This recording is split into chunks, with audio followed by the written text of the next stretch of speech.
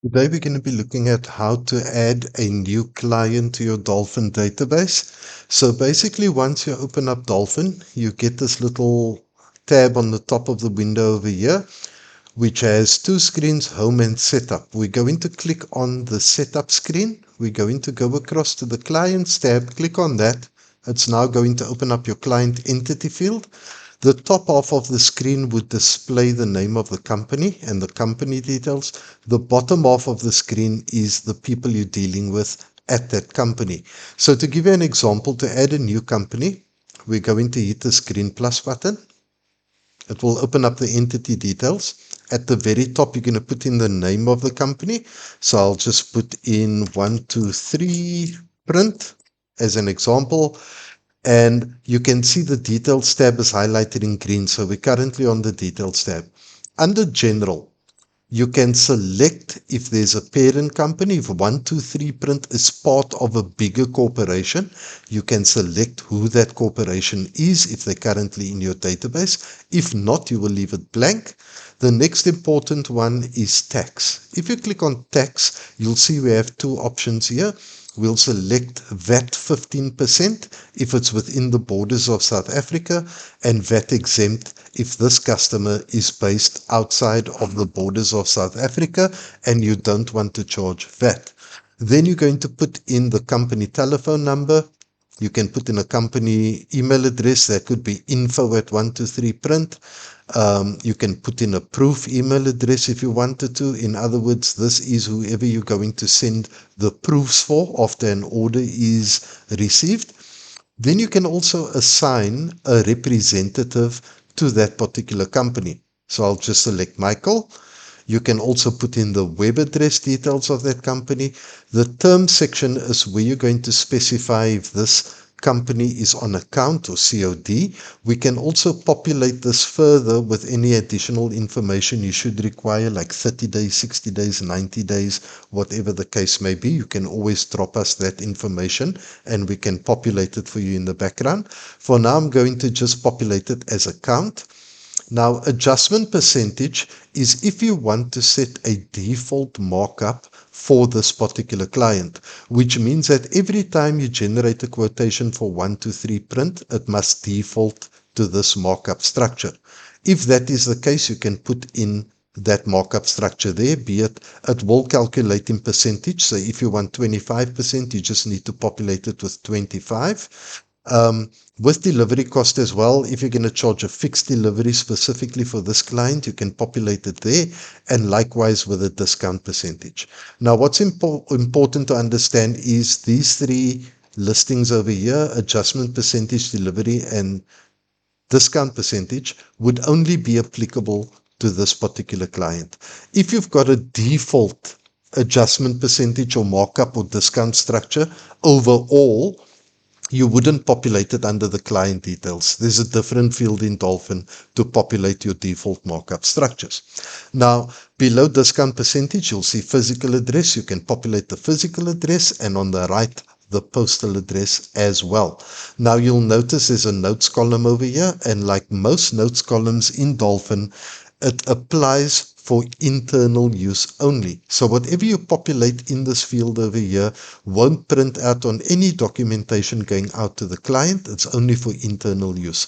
In the case of your entity details column, whatever notes you put in here would more than likely be specific to your accounts department. So you may populate something under notes like 123 print, takes a while to pay the account. So we've set the default markup structure of slightly higher because we need to wait for our money, whatever the case may be. You can populate it in the notes field, and it's only viewable by employees that is authorized to view this actual section of Dolphin. Now, once that's populated, all you've got to do is click on the accounts info details, and under financial details, this is where you're going to put in 123 prints banking account details. So the bank they bank with, account number, all that necessary details. You can put in their company registration number over there, and you can also put in their VAT number next to the tax number entity.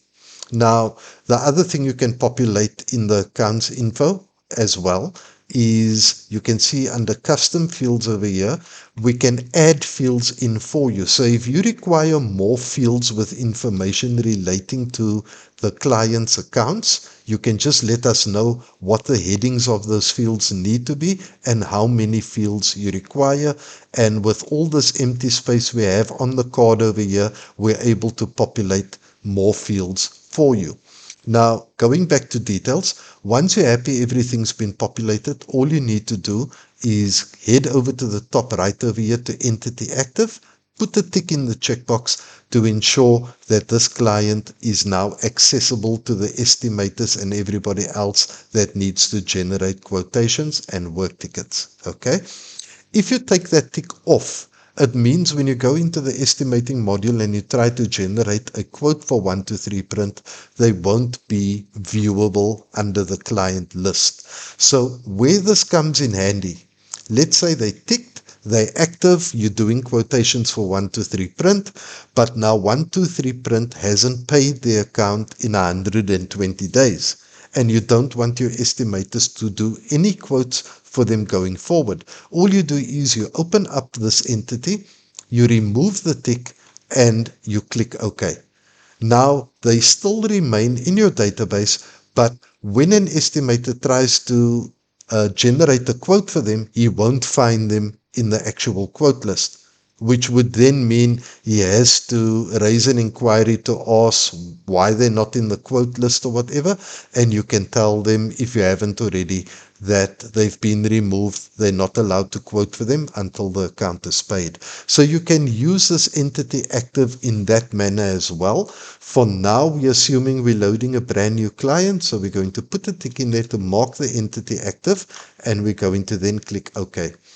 So now if you go under client, this is a search field or a search filter. So now if I search for that client, I just need to start typing 123, and you can see they are now in the system, and under active, there's a tick in there, which means that you can generate quotations for them. The next important thing, or the next step, is to head down to the client contacts field, which is the bottom half of the screen. You need to now load the people you're dealing with at 123 print. Now, in an example, let's say that 123 print, you're dealing with 3 different people at that company. One person handles large format, one person handles the litho quotes, and another person handles maybe signage or whatever the case may be. So you need to load each of those contacts in here, because it's the contact who Dolphin is going to look at to send the quotation off to. So to do so, you're going to hit the green plus button. It's now going to open up a contact field, and you can now fill in the necessary information, and you can say it's Mr.